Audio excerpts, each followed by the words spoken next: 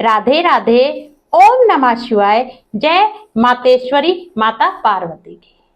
आज की वीडियो में हम हरियाली तीज या जिसे हम तीज के नाम से भी जानते हैं, इस त्योहार की सुंदर सी कथा श्रवण करेंगे।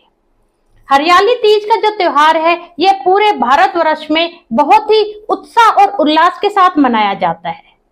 नवविवाहिता अपने पहले सावन में अपने मायके आती है और ससुराल जो पक्ष है वह नवविवाहिता के सुंदर आभूषण, उसकी सुंदर साड़ी, हरी चूड़ियां, उसके 16 श्रृंगार और उसके बहुत ही सुंदर आभूषण और मिष्ठान पकवान आदि उसके मायके भिजवाता है।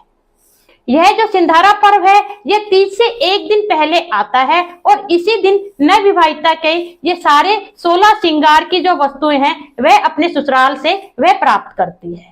यह बहुत ही चमत्कारी दिवस है भोलेनाथ और माता पार्वती से अखंड सौभाग्य प्राप्त करने का। राधे राधे। ओम नमः शिवाय। जय माता पार्वती की। नवविवाहिता जो अपने पहले सावन में अपने मायके होती है वह अपनी सखियों के साथ झूला झूलती है, हाथों पे सुंदर मेहंदी लगवाती है, 16 श्रृंगार करती है और बहुत ही सुंदर गीत संगीत का उस दिन आयोजन होता है। चलिए अब यह जानने का प्रयास करते हैं कि यह हरियाली तीज जो दिन है यह भोलेनाथ और माता पार्वती को इतना प्रिय क्यों है। चलिए चलते हैं उस सुंदर सी कथा की ओर। ओम गण गणपति नमः। माता पार्वती जो भोलेनाथ को अपने पति के रूप में प्राप्त करना चाहती थी वह हिमालय पर्वत पे चली गई और गंगा किनारे बैठकर वह कठिन तपस्या करने लगी। वह दिन रात भूखी प्यासी रहकर भोलेनाथ की तपस्या में ही लीन रहा करती थी। यह सब देख के जो नारद जी थे वह थोड़े चिंतित हो गए और वह जो पार्वती माता के जो पिताश्री हिमालय हैं उनके वहां पहुंचे और बोले, हे हिमालय, तुम्हारी जो देवी पार्वती पुत्री है उनके लिए श्री हरि विष्णु बहुत अच्छे वर साबित होंगे। राधे राधे। जय भोलेनाथ और मैया पार्वती की। हरियाली तीज की कहानी। जब नारद जी ने देखा कि माता पार्वती भोलेनाथ को प्रसन्न करने के लिए कठिन तप कर रही है तो वह उनके पिता हिमालय के पास गए और नारद जी ने सुझाव दिया, हिमालय राज, जो विष्णु जी हैं वे आपकी पुत्री पार्वती के लिए बहुत ही योग्य वर साबित होंगे। जो हिमालय थे उन्हें भी नारद जी की बात जच गई और इधर जो नारद जी हैं वह विष्णु लोक जाके विष्णु जी को भी वह बोले कि हिमालय ने अपनी पुत्री पार्वती का जो विवाह है तुम्हारे साथ कराने का निश्चय किया है। यह जब बात हो रही थी इतने ही जो हिमालय थे वह माता पार्वती के समीप गए और बोले, पुत्री, मैंने तुम्हारा विवाह विष्णु जी के साथ कराने के लिए सोचा है। यह बात सुनते के साथ जो माता पार्वती जो भोलेनाथ की तपस्या में लीन थी बहुत ही व्यथित हो गई और बहुत ही वह निराश हो गई।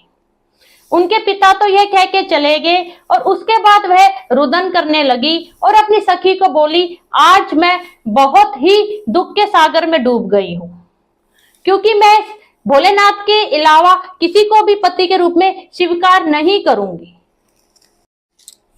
राधे राधे। जय भोलेनाथ मैया पार्वती की। मैया पार्वती ने जब अपने पिता हिमालय से यह सुना कि उन्होंने उनका विवाह विष्णु जी से कराने का मन बना लिया है तो वह बहुत व्यथित हो गई और वह दुखी होकर अपनी सखी से बोली, हे सखी, आज मैं बहुत दुखी हूं, आज तुम मेरी सहायता करो नहीं तो मैं यहीं पर प्राण त्याग दूंगी। तब उनकी सखी बोली कि तुम अपना मन छोटा मत करो, मैं तुम्हें किसी गुप्त स्थान पर ले चलती हूँ जहां पे तुम अपनी जो ये पूजन है भोलेनाथ का वो तुम निर्विघ्न कर सकोगी। और यह कहकर माता पार्वती की जो सखी है वह वहीं पर नदी के पास, गंगा नदी के पास एक गुफा के मध्य उनको ले गई और शुक्ल तृतीया के दिन माता पार्वती ने उसी गुफा में एक मिट्टी का शिवलिंग बनाया और वह भूखी प्यासी रहकर उन्होंने उस दिन उपवास किया और भोलेनाथ की पूरे दिन आराधना की और रात्रि को जागरण भी किया।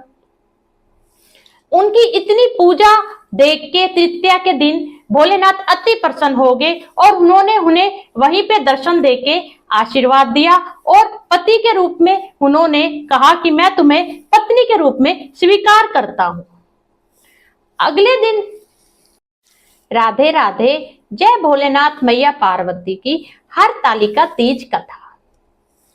जब माता पार्वती की सखी उन्हें अंदर गुफा में लेके गई तो वह दिन शुक्ल श्रावण की तृतीया का था और उसी दिन माता पार्वती ने वहीं पे मिट्टी का एक शिवलिंग बनाया और उनका पूजन किया और उस दिन वह निराहार रही। उन्होंने उपवास भी किया और रात्रि को उन्होंने जागरण भी किया।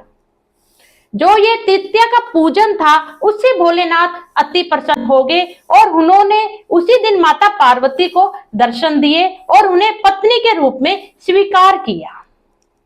इसलिए यह सुंदर दिवस भोलेनाथ और माता पार्वती को अति प्रिय है। अगले दिन जब वह अपनी पूजन सामग्री नदी में प्रवाहित कर रही थी बाहर निकल के, तो उनके पिता हिमालय ने उन्हें देख लिया, परंतु तब तक वह पत्नी रूप में भोलेनाथ उन्हें स्वीकार कर चुके थे। राधे राधे जय भोलेनाथ मैया पार्वती की।